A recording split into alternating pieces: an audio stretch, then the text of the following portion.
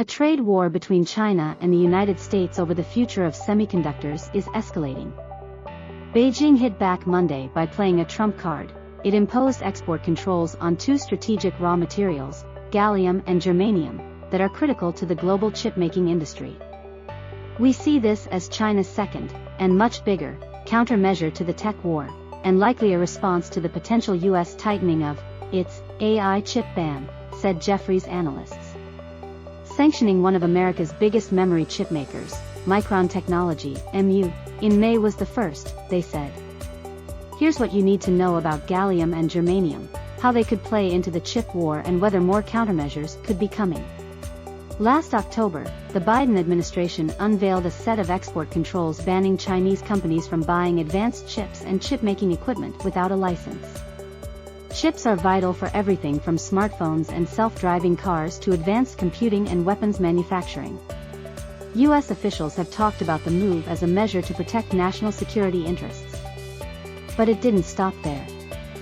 For the curbs to be effective, Washington needed other key suppliers, located in the Netherlands and Japan, to join.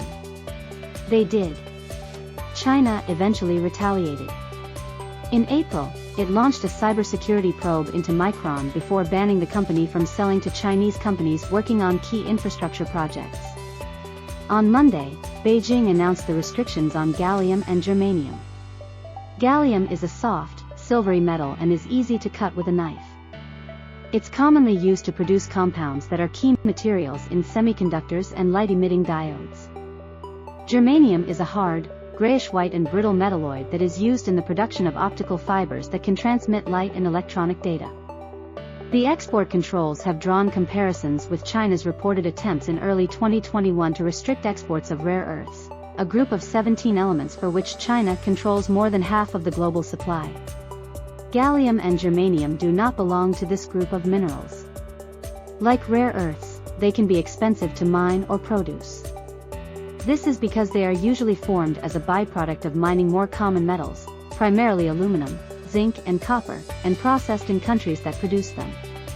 China is the world's leading producer of both gallium and germanium, according to the US Geological Survey.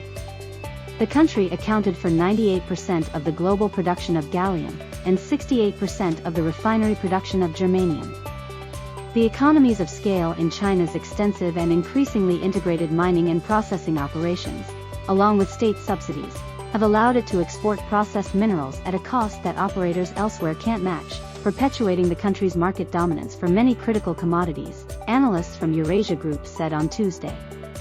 Shares of Chinese producers of the two raw materials surged by 10% on Tuesday. Beyond China, Australian rare earths producers also advanced, as investors expected Beijing might extend export curbs to that group of strategically important minerals. Lynas Rare Earths, LYCF, rose 1.5%.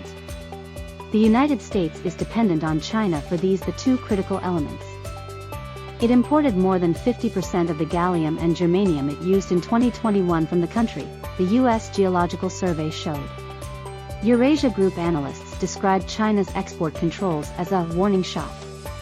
It is a shot across the bow intended to remind countries including the United States, Japan, and the Netherlands that China has retaliatory options and to thereby deter them from imposing further restrictions on Chinese access to high-end chips and tools, Eurasia Group said in a research note. Chinese authorities may also intend to use its control over these niche metals as a possible bargaining chip in discussions with U.S. Treasury Secretary Janet Yellen, who is scheduled to visit Beijing later this week.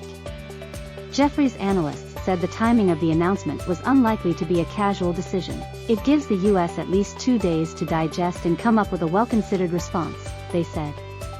However, the move is not considered a death blow to the United States and its allies.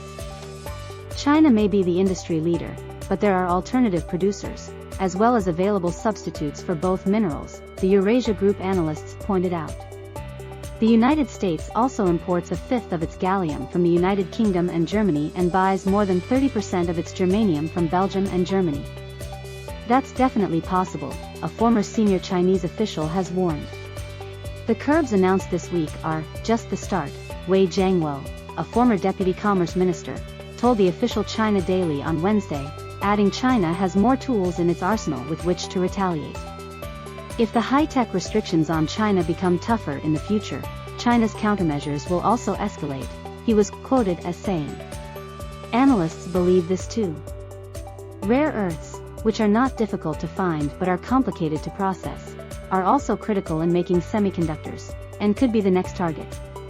If this action doesn't change the US-China dynamics, more rare earth export controls should be expected, Jefferies analyst said.